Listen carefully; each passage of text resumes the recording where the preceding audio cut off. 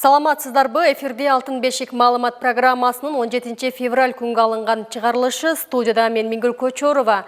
Алдыда кабарлардын кыскача түрмөгү менен тааныштырамын. Баткенде саламаттыкты сактоо тармагы жыл жыйынтыгын чыгарды. Кыргыз кыштак айыл аймагынын жер боюнча адиси кармалды. Туркияга жардам атайын эсепке 44 миллион сом чогулду.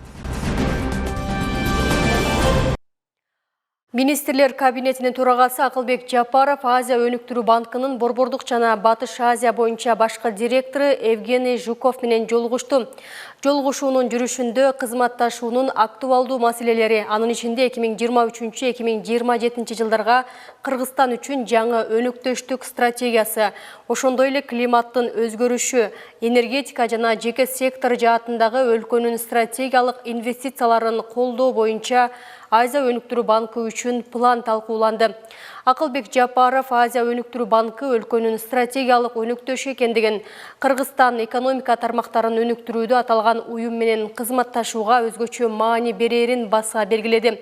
Ал санариптештирүү, жашыл экономика жана энергиянын кайра жаралуучу булактары боюнча долбоорлорду ишке ашыруу сыяктуу өнүгүүнүн артыкчылыктуу багыттарын белгиледи. Камбарата бир ГЭСинин курулушу биз үчүн артыкчылыктуу маселе. Жакынкы жылдары өлкө боюнча 50дөн 100гө чейин чакан ГЭСтер ишке кирет.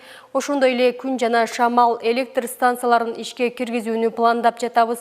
Биз жашыл сертификаттардын мүмкүнчүлүктөрүн пайдаланууну үйрөнгүбүз келет жана жашыл экономиканы өнүктүрүүгө финансылык каражат тартууну каалайбыз, деди Акылбек Жапаров. Азия өнүктүрүү банкынын Борбордук жана Батыш Азия боюнча башкы директору Евгений Жуков өз кезегинде ири стратегиялык долбоорлорду ишке ашырууга, анын ичинде энергетика тармагында кызматташууну кеңейтүүгө жана чыңдоого даярдыгын билдирди. Сиздерди өткөн жылдагы жакшы экономикалык көрсөткүчтөр менен куттуктагым келет. Республиканын экономикасы 7%га өстү. Бул сиздин жана сиздин команданын эмгеги. Сиз чакан долбоорлордон стратегиялык маанидеги чоң долбоорлорго өтүүнүн маанилүүлүгүн айттыңыз. Биз мындай долбоорлорго катышкыбыз келет, деди Евгений Жуков. Министрлер кабинетинин төрагасы Акылбек Жапаров Өзбекстандын премьер-министри Абдулла Арипов менен телефон аркылуу сүйлөштү. Сүйлөшүүнүн жүрүшүндө тараптар эки тараптуу кызматташуунун кеңири чөйрөсүн талкуулашты. Өкмөт башчылар эки республиканын президенттеринин сүйлөшүүлөрүнүн жүрүшүндө жетишилген макулдашууларды ишке ашыруунун жүрүшүн талкуулашты. Атап айтканда, биргелешкен практикалык аракеттер планын, жол картасы долбоорун иштеп чыгуу тууралуу сөз жүрдү. Акылбек Жапаров жана Абдулла Арипов мурда жетишилген макулдашууларды ишке ашыруунун айрым пункттарын, анын ичинде Кыргызстанда жана Өзбекстандын соода үйлөрүн ачуу боюнча долбоорду ишке ашыруу маселесин такташты. Ошондой эле министрлер кабинетинин башчысы Акылбек Жапаров Абдулла Ариповду Кыргызстан менен Өзбекстандын ортосундагы дипломатиялык мамилелердин түзүлгөндүгүнүн 30 жылдыгы менен куттуктап, өз ара кызыкчылык туудурган бардык тармактарда эки тараптуу кызматташтыкты мындан ары да активдештирүүгө даярдыгын билдирди. Айыл чарба министрлиги 2023 жылдын жазгы талаа жумуштарын өз убагында өткөрүү максатында айыл чарба өсүмдүктөрүнүн түзүмү жана ага карата болжолдуу керектүү көлөмдөгү айыл чарба үрүндөрүн даярдоо боюнча маалымат берди. Ага ылайык республика боюнча буудай жана арпанын жалпы себүү аянты 490 400 гектар, анын ичинен буудай 250 000 гектар, арпа 240 400 гектар, дан эгиндеринин керектелүүчү көлөмү 66 450,2 тонна жана камсыздалышы 89,6%. Республиканын үрөнчүлүк чарбаларында 9173 тонна жана чарбалык субъекттерде 50347 тонна бар. Анын ичинен кант кызылчасынын жалпы себүү аянты 14500 гектар, керектелүүчү үрөнү 43,5 тонна, камсыздалышы 58%-ды түзүүдө. Май өсүмдүктөрүнүн себүү аянты 16852 гектар, керектелүүчү үрөн 1430,6 тонна, камсыздалышы 99,5%. Көп жылдык чөп өсүмдүктөрдүн себүү аянты 31041 гектар, керектелүүчү үрөн 911,3 гектар, камсыздалышы 50%. Картошканын жалпы себу аянты 80.208 гектар, керектелүүчү үрүн 218.259,5 тонна, жана камсыздалышы 97,8%. Дан буурчактардын себу аянты 55.876 гектар, керектелүүчү үрүн 4.472,3 тонна, жана камсыздалышы 99,8%. Ал эми жүгөрүнүн себу аянты 109.537 гектар, керектелүүчү үрүн 29.659,9 тонна, күтүлүүчү үрүн 2.340,3 тонна, камсыздалышы 88%. Туркиянын Кахраманмараш шаарында Кыргызстандын өзгөчө кырдаалдар министрлигинин талаа госпиталы жайгаштырылып, жарандарды кабыл ала баштады. Бул тууралуу өзгөчө кырдаалдар министрлигинин медициналык кызматынын башчысы Талант Наматов билдирди. Анын айтымында талаа госпиталында 7 адамдан түзүлгөн дарыгерлер тобу иш алып барууда. Топтун курамында медициналык кызматтын башчысы 2 хирург, 2 травматолог, нейрохирург жана анестезиолог, реаниматолог дарыгерлери бар. Талант Наматов белгилегендей, талаа госпиталы күнү-түнү иш алып барууда жана дары-дармектердин саны жетиштүү.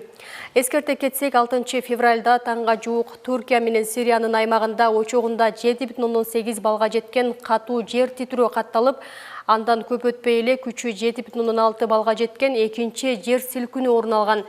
Жаратылыш кырсыгынан Туркиянын бир нече шаары кыйроого учурап, көптөгөн курмандыктарга алып келди. Ал эми Сирияда Алеппо, Латакия, Хама жана Тартус провинциялары жабыркаган. Туркиянын президенти Режеп Тайип Эрдоган Туркияда кырсыктан каза болгондор үчүн 7 күндүк улуттук аза күтүү жана жабыркаган 10 провинцияда 3 айлык өзгөчө кырдаал жарыялады.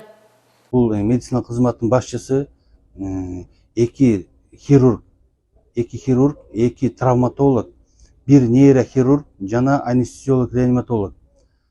Өзүбүз менен бирге өзгөчө кырдаал министрлигинен дары-дармектер менен камсыздалдык. Ошондой эле бул жерде бүгүнкү күндө 15 адамды кабыл алдык. Бир күндө алар көбүнчө баш ооругандар, баш сотрясение алгандар, психологический травма деп коет, кайгы негизинде давлениялар көтөрүлгөн ошо.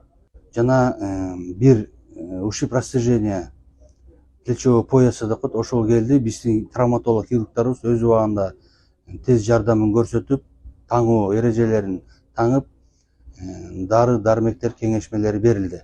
Ошондой эле биз круглосуточно дежурстводабыз. Ушу күнү-түнү бейтаптар, зилзалалардан жабыркаган бейтаптарды кабыл алууга даярбыз. Дары-дармектердин баарын Кыргыз Республикасынан алынып келинди. Бизге ал жетиштүү 1 айлык запастагы дары-дармектерди камсыздалганбыз. Туркияга жардам атайын эсепке 44 миллион сом чогулду. Бүгүн 17 февраль саат 10:00 карата Туркиядагы жер титирөөдөн жабыркаган жарандар үчүн ачылган атайын эсепке кыргызстандыктар 44 миллион 701 миң 937 сом жана 14 миң 400 рубль топтоду. Бул тууралуу Каржы министрлигинин басма сөз кызматы кабарлады. Кыргызстан мусулмандарынын дин башкармалыгы Туркиядагы жер титирөөдөн жабыркагандарга жардам берүү үчүн 16,4 миллион сом акчалай жардам чогултту. Туркиядагы жер титирөөдөн жабыркаган жарандар үчүн Финансы министрлигинин борбордук казыналыгында атайын бирдиктүү депозиттик эсеп ачылган. Баткенде саламаттык сактоо тармагынын облустук деңгээлдеги кезектеги коллегиялык жыйыны өткөрүлдү. Ага Баткен облусунун ыйгарым укуктуу өкүлүнүн биринчи орун басары Марыфхан Тулаев, ошондой эле район шаарлардын медициналык мекемелеринин жетекчилери катышты. Жыйында медицина тармагындагы 2022 жылдагы аткарылган иштер жана алдыда аткарыла турган пландар тууралуу маселелер каралды. Кененирээк кийинки материалда. Биринчи маселе, күн тартымдуу маселе Баткен облустук саламаттык сактоо мекемелери. Бүгүн 17 февралда Баткенде саламаттык сактоо тармагынын кезектеги коллегиялык жыйыны болуп өттү. Министрликтин Баткендеги координатору Арзбек Борубековдун 2022 жылдагы аткарылган иштери боюнча маалыматы угулду. Анда кадр маселеси, эне жана баланын өлүм көрсөткүчү, СПИД оорусунун жуктургандардын саны көбөйгөндүгү, шишик оорулары жана башкалар туурасында маселелер көтөрүлдү. Балдардын өлүм көрсөткүчү 2021 жылдын жыйынтыгы боюнча 211 бала каза болсо, 2022 жылы 177 бала. Мындайча айтканда, балдардын өлүм көрсөткүчү дагы тенденция биздин областта төмөндөп баратат. Мына марттын 20-сынан баштап өзгөчө аялдарга басым жасап, рак ооруларын алдын алуу, бул жерде акушер-гинеколог, онколог, анан маммолог ушул специалисттер менен биз өзгөчө чек ара айылдарына, Баткен району жана Лелек районунун чек ара айылдарында ушул шишик ооруларын аныктоо жана айылдарга биринчи медициналык жардам көрсөтүү, алдын алуу боюнча иш алып барабыз. Мындан сырткары облустун медицина тармагынын көйгөйлөрү 2023 жылга карата аткарыла турган иш пландары талкууланды. Ошондой эле отчеттук докладдарын берүүдө милдеттүү медициналык камсыздандыруу фондунун өкүлү да аталган тармактын аткарган иштери боюнча маалымат берип, алдыдагы пландары менен тааныштырды. Жалпы жарандарды милдеттүү медициналык камсыздандыруудан өткөрүү боюнча мыйзам 2-нчи окуудан өттү, күнү кечээ 3-нчү окуудан дагы өттү. Буюрса бизде 126 миң деген камсыздандырылган жарандар толук бойдон камсыздандыруудан өтүш керек. Үй-бүлөлүк дарыгерлер топторуна катталган ар бир жаранга 2022 жылы 435 сомдон төлөгөнбүз. Ал эми 2023 жылга 537 сомдон төлөп атабыз. Бул деген сөз, былтыркы жылга салыштырмалуу биз камсыздандыруу базасын күчөтүү максатында 80 сомдон падышевой норматив деп коебуз, киши башына төлөмдөр жогорулайт. Жыйындын соңунда облустук жетекчилер тарабынан медициналык мекемелерге карата бир катар тапшырмалар коюлуп, алдыда каралган маселелерди чечүү аракети көрүлөрү айтылды. Ошондой эле өз кызматтарын так аткарууда жетишкен ийгиликтери үчүн бир катар медицина кызматкерлерине ардак грамоталар жана акчалай сыйлыктар тапшырылды. Айсулуу Абдылаким кызы, Абдырашид Саттаров, Алтын бешик жаңылыктары. 22 жылдын жыйынтыгы менен Кадамжай районунун Кыргыз Кыштак айыл аймагынын жер боюнча адиси кармалды. Бул тууралуу улуттук коопсуздук мамлекеттик кызматынын басма сөз кызматы билдирди. Маалыматка ылайык, жер адиси болуп иштеген кызматкер жеке турак жай куруу үчүн жер тилкесин бергендиги үчүн мурда 100 000 сом өлчөмүндө акча каражатын алган. 16 февралда алган акчасынын 50 000 сомун кайтарып жатып кармалган. УКМКдан кошумчалашкандай, Кыргыз Республикасынын кылмыш жаза кодексинин 337 беренесинин 2 бөлүгү кызматтык абалынан кыянаттык менен пайдалануу тууралуу Кадамжай районунун Кыргыз Кыштак айыл өкмөтүнүн башчысы жана жер адиси жер участокторун мыйзамсыз берүү жана сатуу фактысы боюнча кылмыш иши козголгон. Азыркы учурда тиешелүү ыкчам иликтөө иш-чаралары жүргүзүлүүдө. Жалалабадда пара талап кылуу фактысы боюнча прокуратура органынын мурдагы кызматкери кармалды. Маалыматка ылайык, кечээ 16 февралда УКМКнын Жалалабад облусу боюнча башкы башкармалыгы тарабынан системалык түрдө мамлекеттик кызматкерлерден акчалай пара талап кылуу жана алдамчылык фактысы боюнча прокуратура органынын мурдагы кызматкери кармалды. Кармалган жаран мурдагы кызмат ордунда иштеген фактысына таянып жана ошондой эле кара өзгөй максатты көздөп өлкө башчысы, УКМКнын төрагасы жана башкы прокурор менен байланышым бар деп жалган айтып, мыйзамсыз текшерүү иштерин жүргүзүп, майда мыйзам бузууларды таап, коркутуу жолу менен мамлекеттик кызматкерлерден акчалай пара алып келген. Айта кетсек, Жалалабад облусунун мамлекеттик органдарынын кызмат адамдарынан 3 000 жана 10 000 акш долларын алуу фактысы такталды. Кармалган жаран алдамчылык жолу менен айрым жарандарды 150 000 сом насие алууга мажбур кылып, кымбат чөнтөк телефон алдырып, кийинчерээк өзү тартып алган. Ошондой эле бир нече ирет алдамчылык жолу менен айдоочу күбөлүк алып берүүнү убадалап, жарандардан көп суммадагы акча алып келген. Анткени кармалган жарандын атасы да азыркы учурда Жалалабад облусундагы Ички иштер министрлигине караштуу Унаа мамлекеттик мекемесинин аймактык бөлүмүнүн бөлүм башчысы кызматын ээлеп турат. Азыркы учурда кармалган жарандын башка ушул сыяктуу кылмыштарга катыштыгын аныктоо боюнча тиешелүү ыкчам иш-чаралар жана тергөө амалдары жүргүзүлүүдө. Буга байланыштуу кармалган жарандын кылмыштуу аракеттеринен жабыр тартышы мүмкүн болгон адамдарды өлкө башчысынын, УКМК төрагасынын жана башкы прокурордун атын жамынып алып коркутууга дуушар болгон жарандарды УКМКнын дарегине кайрылууңуздарды суранабыз деп айтылат маалыматта.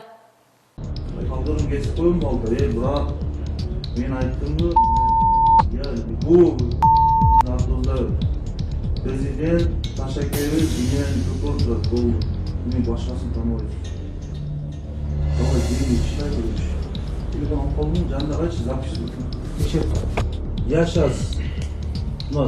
Dayarda koydum arızda. Отправляю ген прокуратуру, юрист өзі барат, прямо ген прокурор барат. Дистерменен полный. Барғанда уже ген прокурор бұларды көрген жайын уже брат 20 жылға кескесін да. Мен ошол вариант сұрап, не қылабыз? Первый вариант деп сұрап. Талғат, айтуке, жүрем, езбечуке, өл қобайын менің. Короче, брат, $10,000 поставишь bir saatte. О нәрсен қылады. Бір жұма десең, бір жұма десең. Болды, сенімен разговор жоқ, все. Бұл заданиясымен, генерал заданиясымен келді. Бұл 3 албай, 2 албай. Генерал айтты, қамала деді. Арызданып баршысына 20 арыздағы ташиып менен, мен ташиып келді генералға. Все, болды. Күйдің сен, 20 жылға кешілмесек, чоңдардың алдын атты мен. Альфаны ждей уже. Бір күнге Жоқ. Кемдеріңен тап шығауыз. ÜKM, прокуратура, все замешан. Мен экс-президенттің мақтанбайын соттық қойдым. Сот едім. Там берішкен, мына жақты деді. Мен қарасаң өк. Елесі тұтасың ба? Мен саған мұсылманша келіп алдым? Жоқ. Социалдык тармактарда класска күчүк алып келген окуучуну урушкан мугалимдин коомчулуктан кечирим сураган видеосу тарады.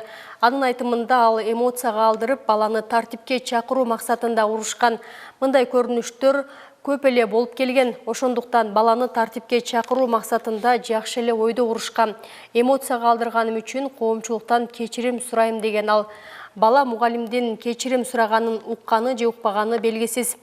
Эскерте кетсек, 13 февралда Баткен облусунун Кадамжай районундагы Айтматов атындагы номер 5 мектеп гимназиясынын 4 классынын окуучусу класска күчүк алып келген үчүн аны класс жетекчиси катуу тилдеген. Бул жаңжал тартылган видео социалдык тармактарга тарап, колдонуучулар арасында сынга кабылган. Алар мугалимдин педагогикалык жүрүм-турумун сынга алышкан. Алар балага кырдаалды туура түшүндүрүп, ага жаратылышка жаны барларга болгон сүйүү сыяктуу баалуулуктарды сиңирүүнүн ордуна этикага жатпаган жана агрессивдүү жүрүм-турумдарды көрсөтүп жатканына нааразы болушкан. Окуя массалык маалымат каражаттарында кеңири тараган. Андан соң Билим берүү жана Илим министрлиги окуя боюнча мектеп директоруна жана соцпедагогко эскертүү, видео тасмага жана окуучуга орой мамиле жасагандыгы үчүн мугалимге катуу сөгүш берилгенин жана түшүндүрүү иштери жүргүзүлүп жаткандыгын билдирген. 13 февралда болгон окуя боюнча Дыйканбаев Алинурдун эжекеси болом. Мен ушул баланы тартипке чакырып жатып, эмоцияга өзүмдү катуу алдырып койгон үчүн кечирим сурайм кыргыз элинен. Мен балага жакшы эле ойдо тартипке чакырам деген ар дайым ушундай көрүнүштөр болуп жүргөн. Дагы кайра ирет кайталанбаш үчүн өзүмдү катуу эмоцияга алдырып ушул болгонуна кечирим сурайм. Жана ошондой эле коллективдин алдында дагы кечирим сурайм. Кыргыз гидрометтин маалыматына караганда, эртең 18 февралда түнкүсүн тоо этектеринде жана тоолуу райондордо кар жаашы мүмкүн. Күндүз Чүй, Ош, Баткен, Нарын, Ысык көл облустарынын көпчүлүк аймактарында, Талас, Жалал-Абад облустарынын айрым жерлеринде жаан, кар, тоо этектеринде жана тоолуу райондордо кар жаайт. Чүй, Талас, Ош, Жалал-Абад, Баткен облустарынын кээ бир райондорунда туман түшөт. Батыштан келген шамалдын ылдамдыгы секундасына 4-9 метрге жетет. Бүгүнкүнгө алынган жаңылыктардын топтому мына ушулар болду. Мен сиздер менен коштошомун. Эртеңки эс алуу күнүңүздөр көңүлдүү өтсүн.